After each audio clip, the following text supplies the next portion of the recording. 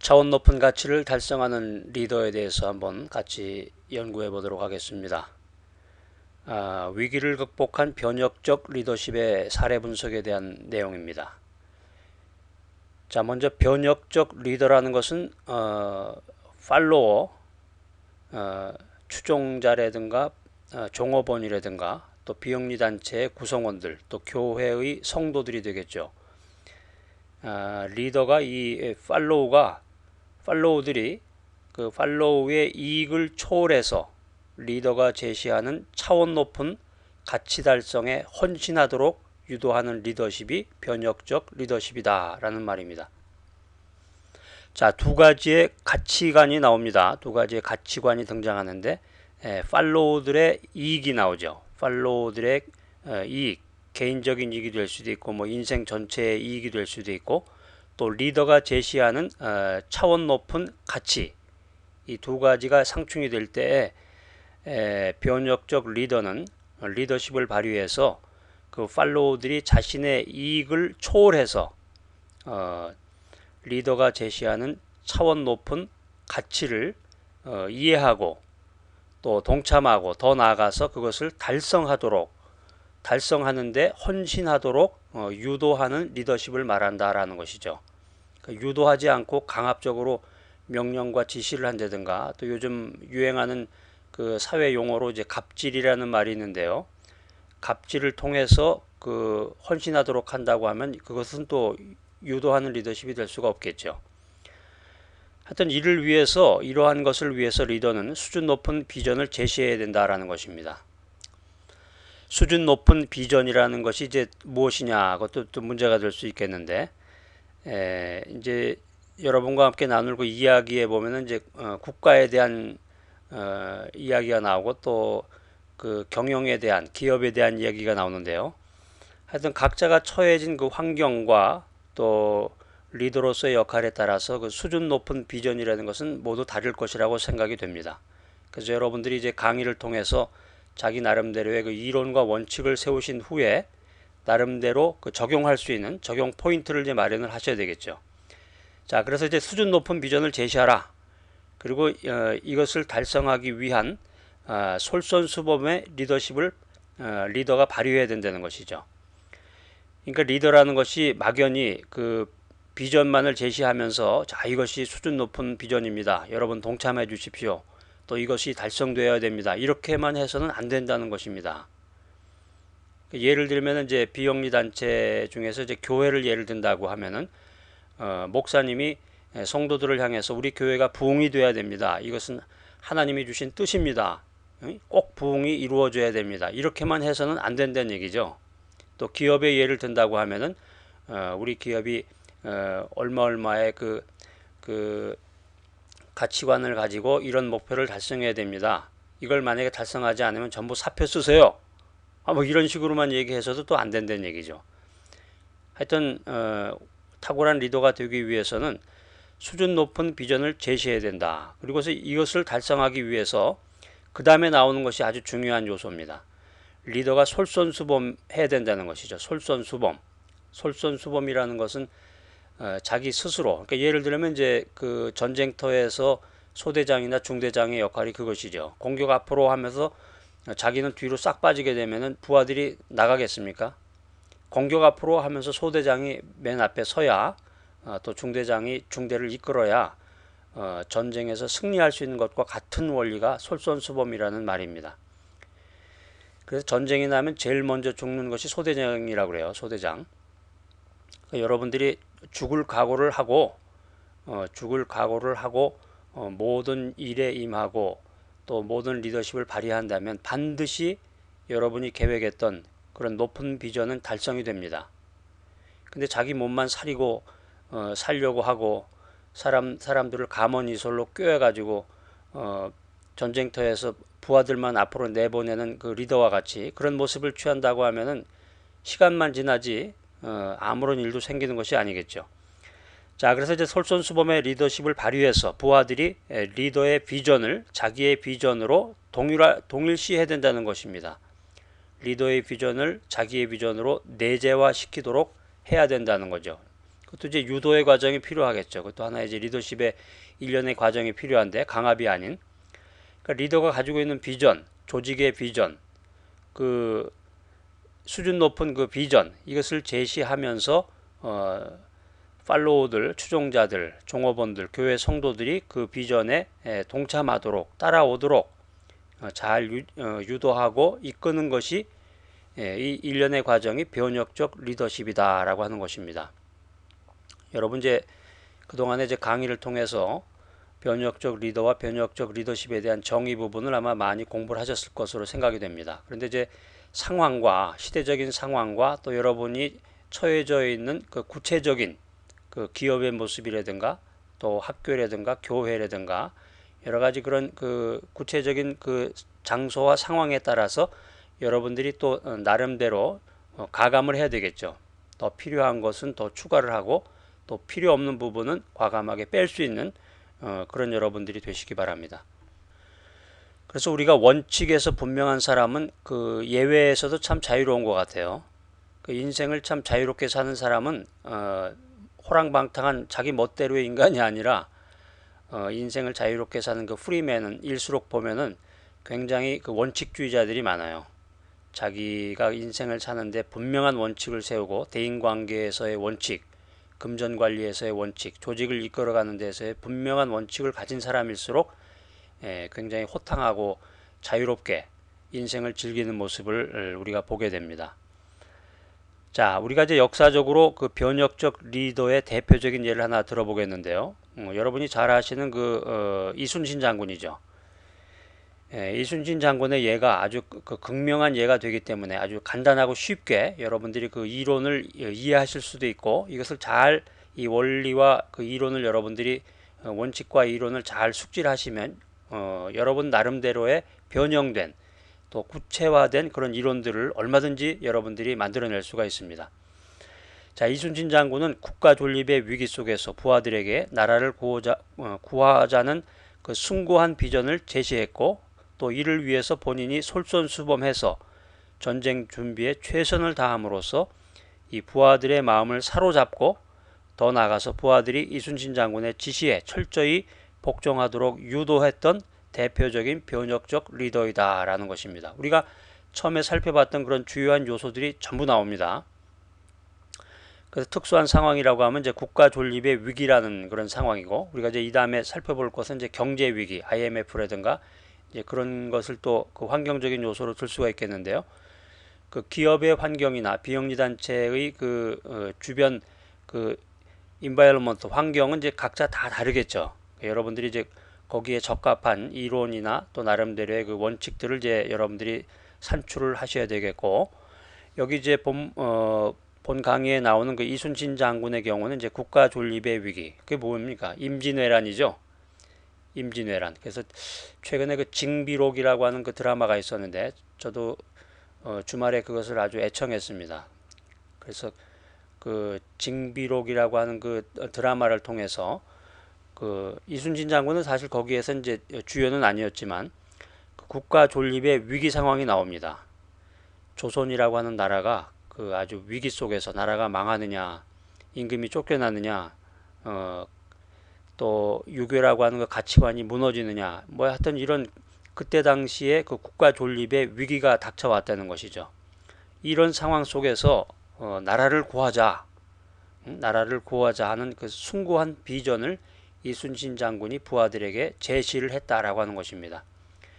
그러니까 이 위기는 이제 각자의 그 환경과 여러분들의 그 처해진 그 기업의 모습이라든가 비영리 단체의 모습에 따라 전부 다르게 됩니다. 그때 여러분들이 조직을 구하자라든가 조직을 재건하자 이런 구호를 내세우든지 아니면 어떤 성장의 모토, 어떤 목표액을 정하든지 하여튼 이런 그 비전, 거룩한 비전, 또 분명한 비전 이런 높은 비전을 제시를 해야 된다는 거죠. 그리고 또 이것을 위해서 리더 본인이 솔선수범해야 된다. 이순신 장군의 경우에는 이제 전쟁 준비에 최선을 다했다는 것이죠. 솔선수범을 위해서. 그래서 그것을 통해서 부하들의 마음을 사로잡았다. 우리가 이제 회식 문화인데요. 한국은 이제 회식 문화인데, 야, 이제 오늘 저녁에 회식하러 가자. 그래가지고 이제 고깃집에 가서 이제 고기 구워 먹고 뭐 갈비도 먹고 뭐 여러 가지 고기 먹고 돼지갈비라고 그러네. 그런 것도 먹고 뭐 여러 가지 먹고 술도 먹고 2차도 가고 3차도 가고 이런 모습이 솔선수범이 되면 안 될 것 같아요.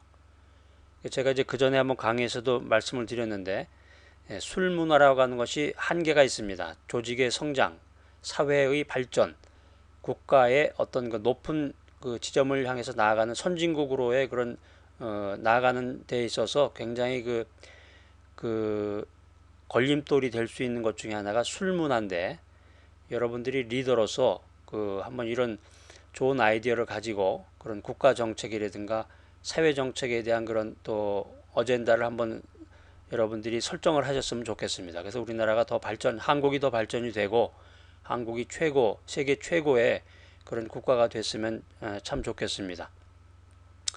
자, 이제 계속해서 이제 부하들의 마음을 사로잡아서 마침내 부하들이 이순신 장군의 지시에 철저히 복종했다는 거죠. 철저히 명령에 복종하고 실제로 그 징비록이라고 하는 그 드라마들 보면은 거기서 이제 탈영하려고 하는 그런 그 부하들에 대해서 아주 엄격했던 그런 이순신 장군의 모습이 나오잖아요.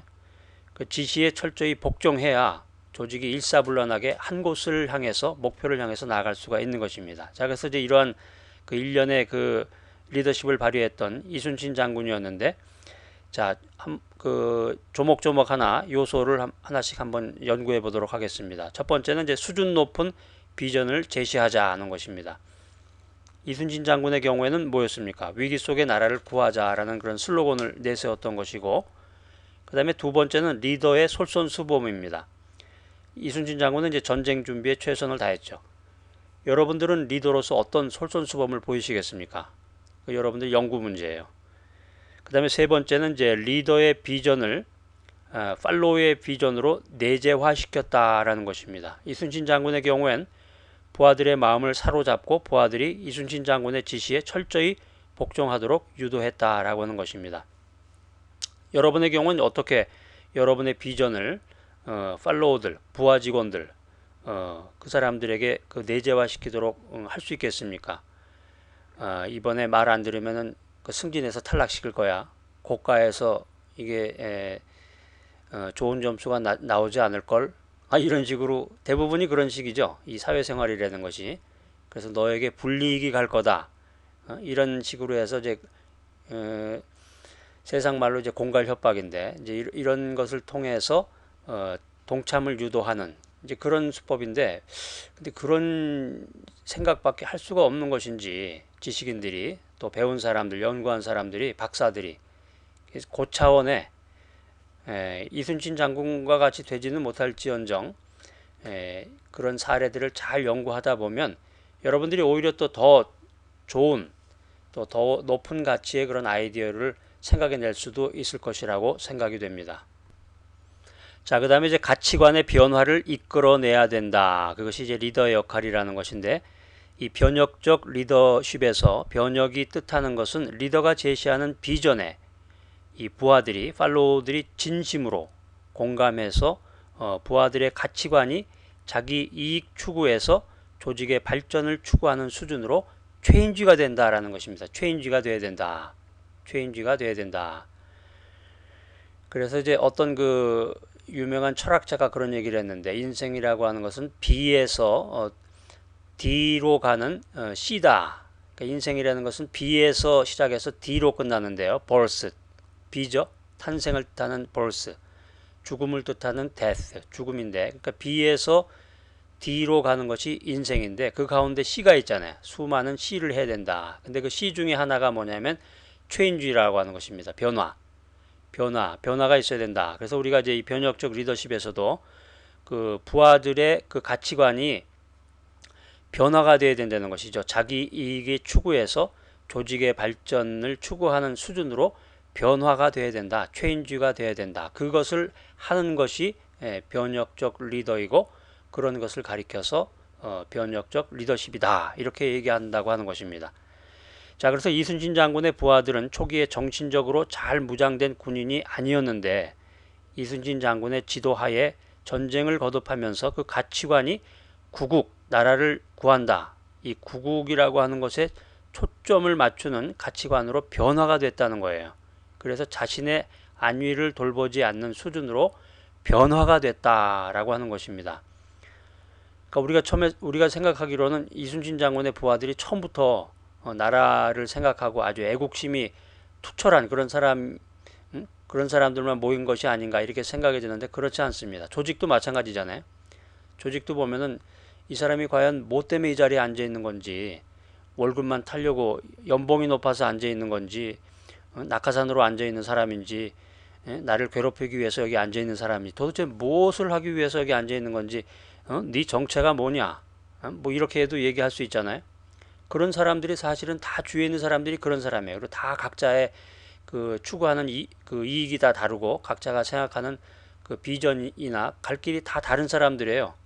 근데 그런 사람들을 다 하나로 모아서 높은 수준의 그 비전을 향해서 나아가게끔 만드는 그것이 리더십이겠죠. 그것이 그냥 막연히 다 준비된 사람들이 있는데 자, 요 땅 하면은 출발해 가지고 비전을 향해서 나아가는 것이 아니라는 거죠.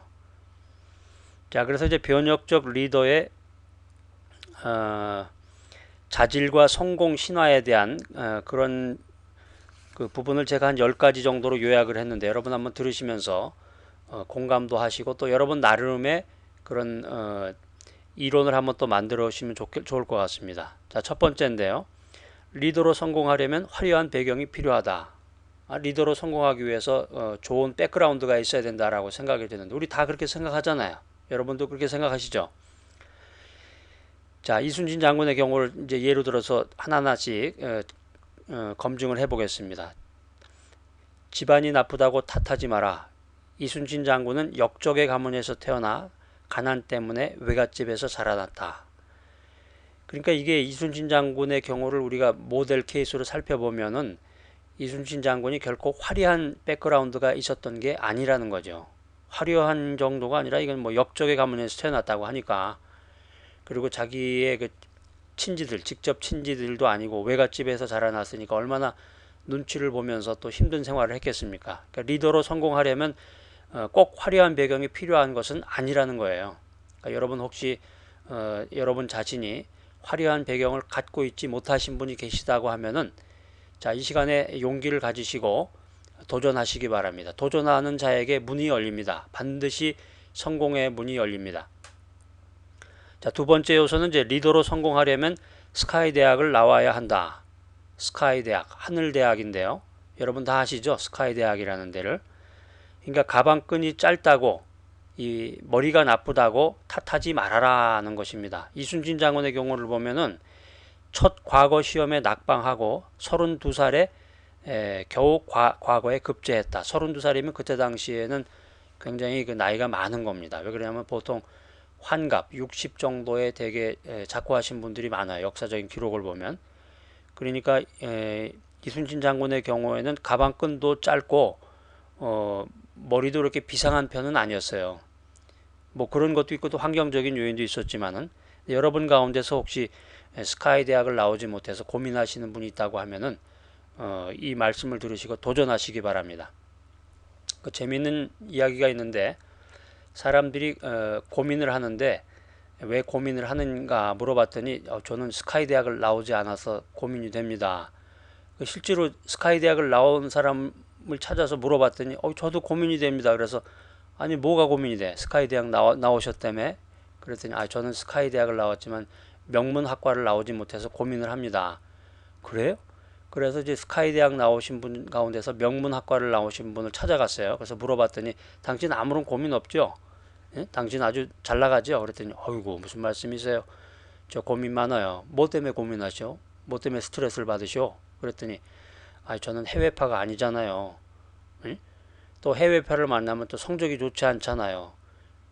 미국 같은 경우 예를 들면 이제 미국에서 아이비리그 대학을 나왔다고 그래서 반드시 좋은 기업에 취직하는 것은 아닙니다. 왜 그러냐면 미국 기업은 이제 인턴십이라는 과정이 있잖아요. 자기 기업에 필요한 사람을 뽑아요. 그러니까는 인턴 과정을 거치지 않으면 좋은 기업, 자기가 원하는 좋은 회사에 취직하기가 어렵죠. 자, 그래서 이제 리더로 성공하려면 스카이 대학을 꼭 나와야 되는 건 아니라는 결론을 우리가 한번 도출해 봤고요. 그 다음에 세 번째, 리더로 성공하려면 좋은 보직을 받아야 된다. 보직이 좋아야지 이거 한직이라고 그러죠. 이게 좋은 직책도 아닌데 여기서 내가 무슨 성공을 이룰 수 있을까? 여기서 어떻게 내 이름을 알릴 수가 있을까? 내가 과연 출세할 수 있을까? 이런 고민하시는 분 있을 것 같아요.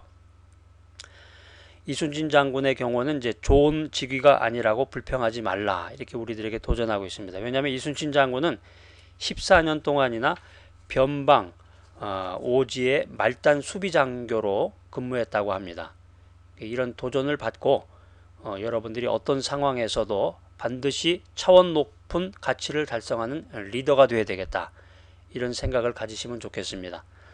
자, 그 다음에 리더로 성공하려면 슈퍼바이저의 지시대로 따라야 된다. 우리 이제 한국식 기업 문화 같아요. 그래서 이제 직장 상사라고 그러죠. 직장 상사의 말을 잘 따르고 예.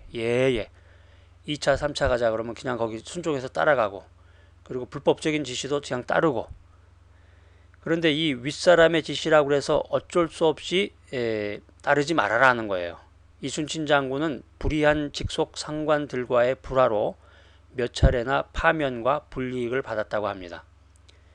근데 사실은 이게 정말 적용 가능한 이론인지 모르겠어요. 우리의 현실이 너무 극박하고 너무 비참한 현실이기 때문에 그렇지만 이것은 원칙입니다. 그리고 역사적인 인물, 탁월한 리더, 차원 높은 가치를 달성하는 리더가 되기 위해서는 분명한 원칙이 있어야 되는 것입니다. 자, 그 다음에 리더로 성공하려면 좋은 opportunity, 좋은 기회를 잡아야 된다. 기회가 없어서요. 기회가 오지 않아서 못 잡았습니다. 기회가 주어지지 않는다고 불평하지 말아라. 이순신 장군은 외적의 침입으로 나라가 위태로워진 후 47살에 47세에 제독이 되었다는 거죠. 그러니까 우리가 육군은 장군이라고 그러는데 해군은 제독이라고 그러죠. 스타가 됐는데 47살. 그러니까 보통 60세에 세상을 이제 끝내는 나이가 작고하는 나이가 60세가 마지막이라고 그러는데 47세면은 굉장히 나이가 많은 거죠. 자, 도전을 받으시고요. 그 다음에 리더로 성공하려면 모든 환경이 뒷받침이 되어야 된다. 그러니까 우리가 조직에 지원이 없다고 실망하는 경우 많잖아요. 회사나 이런 데서 일하다 보면은. 이순신 장군은 스스로 논밭을 갈아서 군자금을 만들었고 23번 싸워서 23번 모두 이겼다. 아까 조금 전에 그 기회에 대한 얘기를 했는데 그 그리스 로마 신화에 보면 그 기회의 여신이 있습니다.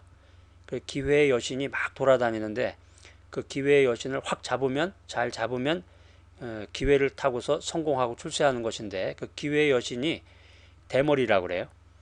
그래서 준비하고 있다가 아마 고무장갑을 끼워야 되는지 모르겠지만 기회 여신이 나타나면 탁 한 번에 잡으면 기회를 잡을 수가 있는 건데 그 찬스를 놓치게 되면은 뒤에 대머리를 잡기 때문에 그 찬스를 놓친다고 그래요. 자, 여러분들 그래서 리더로 성공하기 위해서는 모든 환경이 뒷받침되어야 되는 것은 아닙니다. 기회를 잘 잡으시고 또 기회가 없다고 하더라도 스스로 자기 자신을 채찍질해서 차원 높은 가치를 달성하는 리더가 되시는 여러분 모두가 되시길 바랍니다. 자, 그 다음에 리더로 성공하기 위해서는 아부를 잘해야 된다. 아부를 잘해야 된다. 그러니까 윗사람이 알아주지 않는다고 불만을 갖지 말아라 하는 거예요. 이순신 장군은 끊임없는 그 임금의 오해와 왕의 오해와 의심으로 모든 공을 빼앗긴 채 옥살이를 해야 됐다. 뭐 옥살이뿐만이 아니라 그 징비록에 보면 거의 죽음에 이르기까지 죽이려고 그랬죠. 뭐 죽이려고 그랬는데 간신히 그 서해 유성룡의 그 어드바이스로 인해 가지고 그 도움으로 인해서 간신히 이제 옥살이 정도 하고 이제 풀려났는데, 자, 여러분 그 리더로 성공하기 위해서는 그 과연 아부를 해야 되는 것인지, 이것도 뭐 우리 그 한국의 그 현실의 모습 같아요. 그 다음에 리더로 성공하려면 그 자금이 필요하다, 돈이 필요하다. 이순신 장군의 경우는 자본이 없다고 절망하지 말아라 이렇게 우리들에게 이야기해주고 있는데, 실제로 이순신 장군은 빈손으로 돌아온 전쟁터에서 13척의 낡은 배로 133척의 외적의 그 전함을 물리쳤습니다. 또 리더로 성공하려면 수단 방법을 가리지 말아야 된다. 이것도 또 우리의 현실의 모습인 것 같아요. 수단 방법을 가리지 말고 경쟁자를 누르고 짓밟고 올라가야 내가 성공한다라고 하는 것이 우리의 그 사회 현실이고 우리의 모습인데 여러분들은 어떻게 생각하십니까? 우리가 이제 이런 가치관으로 언제까지 버틸 수 있는 것인지, 이런 가치관을 가지고 우리 대한민국이 최고의 엘리트 국가, 최고의 초일류 국가가 과연 될 수가 있는지 이제 여러분들의 몫에 달려 있습니다. 자, 여기서 이제 이순신 장군의 예를 이제 들어보면 옳지 못한 방법으로 가족을 사랑한다고 말하지 말아라. 이순신 장군의 경우에는 20살의 아들, 20살 먹은 아들을 적의 칼에 잃었고 또 다른 아들들과 함께 전쟁터로 나섰다. 20살, 아들이 20살이다. 아주 얼마나 대견하겠어요. 그 아들을 전쟁터에서 잃어버렸는데 그랬으면 다른 아들은 어디다 감추던가 대를 이을 아들을 그 생각을 해야 되는데 또 다른 아들들과 함께 전쟁터로 나섰다라는 것이죠. 그러니까 수단 방법을 가리지 않고 자신의 그 개인적인 영달을 위해서 그 생활했던 삶을 살았던 이순신 장군이 아니었다라는 것입니다. 여러분들은 어떤 철학을 갖고 계십니까? 자, 리더로 성공하려면 건강하고 암에 걸리지 말아야 된다. 이것도 뭐 당연한 말이네. 그런데 이순신 장군의 경우에는 이런 얘기를 했어요. 죽음을 두렵다고 말하지 말아라. 이순신 장군은 적들이 물러가는 마지막 전투에서 스스로 죽음을 택했다. 역사적으로 위대한 영웅이 되려면 반드시 또 죽어야 되는 것 같아요. 꼭 죽으라는 건 아니고 여러분 보고 죽으십시오, 죽음을 선택하십시오 이 말씀을 드리는 건 아니고 요즘에 이제 그 기업인들 가운데서 또 자살하시는 분들도 많더라고요. 그거는 요거하고는 조금 다른 개념이지만 윤리적으로 봤을 때 그 주변 사람들에게 봤을 때 자살은 아주 안 좋은 방법이고 자살을 택하면 안 좋습니다. 그 원칙을 좀 세워야 될 것 같아요. 아무리 긴급한 상황이고 자기 자신이 위기에 몰렸다고 할지라도 스스로 그 자기의 삶을 포기한다고 하는 것이야말로 리더로서 수치스러운 일이고 자기가 잘못했으면 또 잘못한 거에 대한 또 자기 나름대로 그 잘못을 반성하고 또 다른 기회를 잡으려고 하는 그런 노력을 보여야 되는 것이 또 리더 아니겠습니까? 자, 그래서 리더로 성공하기 위해서는 그 건강의 문제마저도 초월해야 된다라고 하는 그런 내용이었는데요. 자, 이제 또 다른 케이스의 경우인데 한국의 경우에 이 삼성 초일류 기업이죠. 삼성의 그 이건희 회장이 변혁적 리더의 면모를 어느 정도 보여주었다 이렇게 얘기할 수가 있습니다. 그래서 제 나이가 지금 이제 한국으로 얘기하면 육군 참모총장이 되는 나이고 제 친구가 이제 삼성의 사장도 있고 이제 현대에도 이제 사장단이나 그 주요 임원들이 되는 그런 나이인 것 같아요. 자, 그래서 이제 여러분들이 그 변혁의 리더십이 기업의 번영을 좌우한다. 이 부분을 여러분과 함께 또 생각해 보도록 하겠습니다. 이건희 회장, 아주 굉장히 유명하신 분인데 지금은 이제 좀 어려움 가운데 좀 계세요. 이건희 회장이 기존의 패러다임을 뛰어넘는 비전을 제시하는 비저너리 리더십을 보여줬다. 1990년대 초였죠. 그게 좀 오래된 일인데 1990년대 초 아주 굉장히 유명한 사건, TV에 아주 굉장히 크게 보도됐던 것 같아요. 그때 제창했던 게 뭐냐면 이제 신경영의 패러다임인데 신경영의 패러다임 이게 아주 그때 당시에 그 한국의 그 경영계에서 굉장히 그 새로운 그 이슈였고 뉴스였습니다. 새로운 경영의 그 패러다임을 그 이건희 회장께서 주창했다라고 하는 것입니다. 아주 오래된 일인데요. 1992년도에 삼성이 세계 최초로 64M D램 반도체 개발에 성공했습니다. 64메가 D램 반도체 개발에 성공한 것이 1992년, 엊그제 일 같은데 굉장히 오래됐네요. 메모리 강국 일본을 처음으로 추월해서 삼성 반도체가 세계 1위로 올라섰던 그런 순간이었습니다. 저도 뉴스로 이걸 봤던 기억이 나는데 그전에는 일본제 모든 게 다 일본이 모든 것을 이제 앞서 나가던 시대였는데 이때로부터 시작을 해가지고 삼성의 반도체라든가 그다음에 현대 자동차라든가 하여튼 요즘에 이제 미국에 보면은 그 전자제품 파는 그런 몰들이 많이 있어요. 그래서 베스트바이 같은 데 이제 가끔가다 가보면 처음에 베스트바이 갔을 때 그 기억이 참 새로워요. 삼성, LG 이런 제품들이 쫙 거기에 제일 비싼 제품이에요, 그게. 그래서 그렇게 진열된 걸 봤을 때 굉장히 그 감동이 있었던 그런 날이 생각이 납니다. 하여튼 1992년도를 기점으로 해서 이런 사건이 있었는데, 그래서 삼성이 세계 제1위라는 기쁨으로 자만에 빠졌다는 거죠.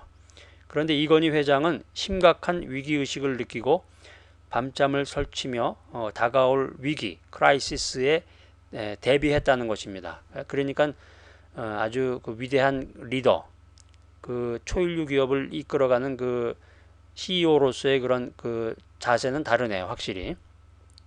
밤잠을 설치며 그 위기에 대비하기 위해서 고민했던 모습 속에서 우리가 그런 것을 찾아볼 수가 있겠는데요.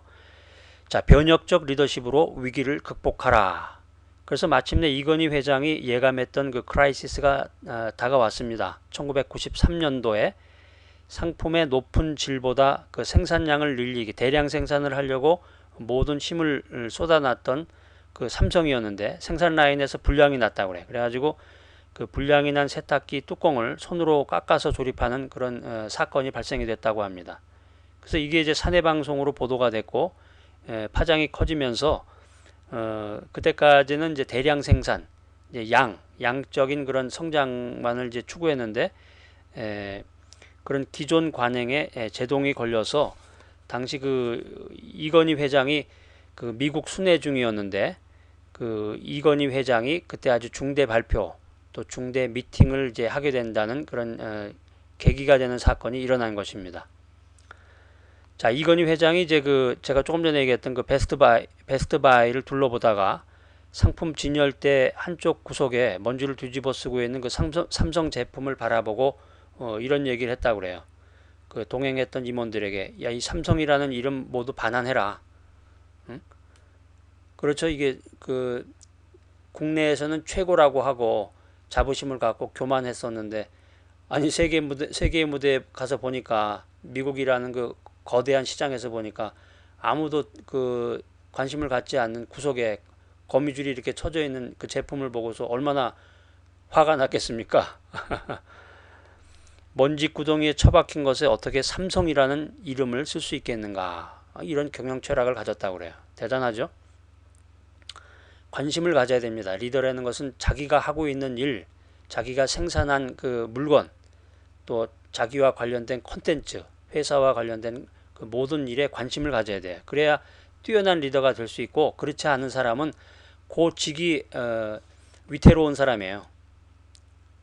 삼성이 뛰어난 품질로 세계적인 기업이 되고자 고민하던 때에 그때 불량 세탁기 고발 영상이 담긴 사내 영상 테이프를 본 이 이건희 회장이 그동안 누적이 됐던 그 삼성의 그 프라블럼 문제들을 해결하기 위해서 아주 유명한 그런 그 어나운스먼트를 하죠. 저도 이제 이걸 들었던 기억이 아주 새삼스러운데 마누라와 자식만 빼고 다 바꾸라. 거기 왜 마누라가 나오는지 모르겠네. 마누라와 자식만 빼고 다 바꾸라는 유명한 말로 신경영 선언을 내놓게 된다는 것입니다. 1993년에 독일 프랑크푸르트에서 시작이 된 이 신경영 대장정은 8개 도시를 돌면서 임직원 1800명이 참여한 가운데서 무려 350여 시간 동안 디스커션이 이어졌다고 합니다. 그래서 이건희 회장은 짧게는 몇 시간에서 길게는 밤을 새우면서 그 이야기를 계속해서 쏟아냈다고 그래요. 이건희 회장이 이런 얘기를 했다고 합니다. 회장이 되고 만 5년 몇 개월 동안 계속해서 불량 제품 생산하면 안 돼. 불량 제품 생산하면 안 돼. 모든 것을 양을 없애버리고 질을 향해라. 양 많이 생산하지 말고 높은 질, 좋은 질을 가진 제품을 생산해. 그렇게 얘기를 계속했는데 그런데도 아직까지도 양을 하고 있는 것이 현실이다. 양을 많이 대량 생산해라. 이런 현실이었다고 그 이건희 회장이 자기의 그 분명한 경영 철학을 이야기했습니다. 이건희 회장의 이 신경영 선언과 더불어서 삼성은 대량 생산이라고 하는 그 구시대적인 관행을 버리고 양질의 제품 생산이라고 하는 경영 철학을 새롭게 가지고 초일류 기업을 향해서 전진해 나갔다는 것입니다. 이건희 회장의 그 신경영 선언은 삼성그룹 전반에 걸친 신경영 운동으로 번져나갔습니다. 그래서 삼성이 창립 후에 50여 년간 그 몸에 배인 구습과 그 관행을 혁신하고 신경영이라고 하는 그런 새 옷으로 갈아입게 되었다라고 하는 것입니다. 그래서 이제 마침내 한국이 OECD 회원국으로 가입한 1996년도에 삼성이 연평균 17%라고 하는 놀라운 성장률을 마침내 기록하게 됩니다.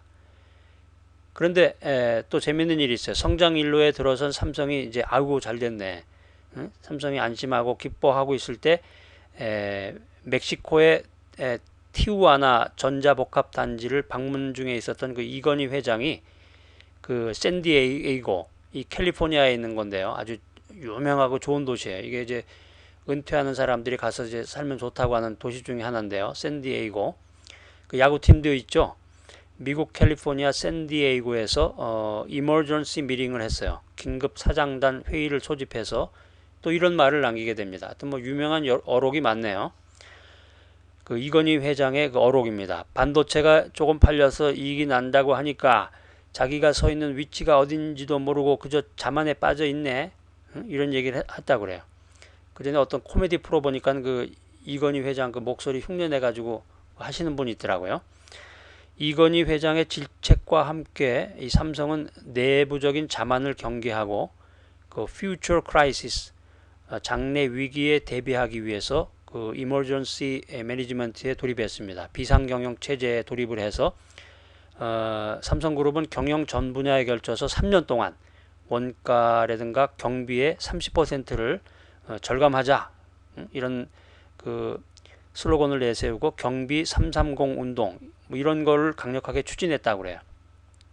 그래서 이제 그 필요 없는 사업을 이제 과감히 도태시켜 버리고 이제 앞으로 이제 차세대 전망이 좋은 차세대 사업에 집중하는 한편 경영 합리화와 사업 재구축을 목표로 비상경영을 진행해 나가고 있었습니다. 그런데 삼성이 이 비상경영에 들어간 지 1년 후가 되니까 그때가 1997년이었는데 그때 무슨 일이 있었죠? 예, 한국에 이제 IMF 외환 위기가 닥쳐오는 거예요. 그래서 오래전부터 위기에 대비하고 경영 전략을 철저히 세웠던 삼성은 이 IMF 별거 아닌 걸로 생각이 되겠죠. 이 외환 위기라고 하는 거센 파도 속에서 피해를 최소화하면서 더 나아가서 급변하는 글로벌 디지털 시장을 선점하는 그런 어퍼튜니티를 만들어냈다라고 하는 것입니다. 여러분 이제 이 부분에서 굉장히 주목을 하시고 여러분 이제 잘 나갈 때 샴페인 막 터트리고 좋아할 때 좋아만 할 게 아니라 한 손으로는 샴페인을 터트리지만 또 다른 손으로는 위기를 생각하면서 내일을 준비해야 되겠죠. 그래서 여러분 저와 함께 이렇게 그 리더십 강의를 들으시는 분은 바로 그런 분입니다. 지금 형편도 좋은데 내일을 준비하시기 위해서 이렇게 저와 함께 이렇게 이런 강의도 같이 연구를 하고 이 주제에 대해서 연구하는 줄로 제가 생각을 합니다. 자, 그래서 3년 뒤가 돼서 이제 2000년도가 됐는데 삼성은 마침내 전 계열사의 흑자를 모두 기록하게 되고 IMF 위기에서 탈출하게 됩니다. 이후에 세계가 금융위기 한파에 시달리면서 탈출구를 찾지 못하던 2010년이 됐는데요.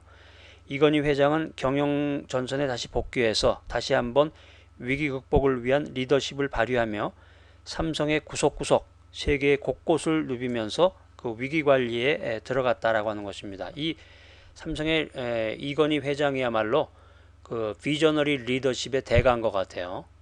그 정말 그 평탄하고 그 정말 안정적인 상황 속에서 그 내일의 위기를 내다보는 어떻게 보면 예언자라고 할 수 있겠죠. 경영의 예언자. 그러니까 여러분들이 이제 이런 사례를 연구하면서 여러분 자신이 그런 경영의 예언자 또 비영리 단체의 예언자가 되시는 줄로 생각이 됩니다. 그래서 삼성은 스마트폰과 TV의 세계 시장 석권과 더불어서 2012년도에는 어마어마한 그런 매출을 달성하게 이르게 됩니다. 뭐 거의 한 400조 가까이 되나요? 383조 뭐 얼마 이렇게 나온다고 그러는데 거의 400조 가까이 되는 그 초유의 매출 달성을 하기에 이르게 됩니다. 여러분, 위기라고 하는 것은 안정 속에서 찾아오는 것입니다. 그래서 이건희 회장과 삼성은 모두가 안정과 발전의 기쁨으로 샴페인을 펑 하고 터뜨릴 때 이 다가오는 위기를 감지하고 이에 대비했다라고 하는 것이죠. 요즘에 보면 그 지진이 많이 일어나는데 그 지진을 감지하는 거하고 비슷하네요. 그냥 재미있게 일상생활을 하고 있는데 지진은 나지 않지만 지진을 예견하고 그것에 대비하는 것과 같습니다. 모두가 안정과 발전의 기쁨으로 샴페인을 터뜨릴 때 다가오는 위기를 감지하고 이에 대비하라. 이것이 우리 리더들이 해야 될 일이고 이것을 가리켜서 리더십이라고 하는 것입니다. 이런 위기 극복의 리더십과 이를 믿고 실천한 임직원 모두의 노력으로 지금 이 순간에도 삼성은 글로벌 초인류 기업을 향해서 도약하고 있다. 그래서 이제 제가 서두에 말씀드린 것처럼 변혁적 리더십이라고 하는 것은 그 팔로우가 자신의 이익을 초월해서 리더가 제시하는 차원 높은 가치 달성에 헌신하도록 유도하는 리더십을 말한다는 것이죠. 그래서 이것을 달성하기 위해서 수준 높은 비전을 제시해야 된다. 그리고 이것을 달성하기 위해서 리더가 솔선수범의 리더십을 발휘해서 부하들이 리더의 비전을 자기의 비전으로 내재화하도록 노력하고 연구해야 된다라고 하는 것입니다.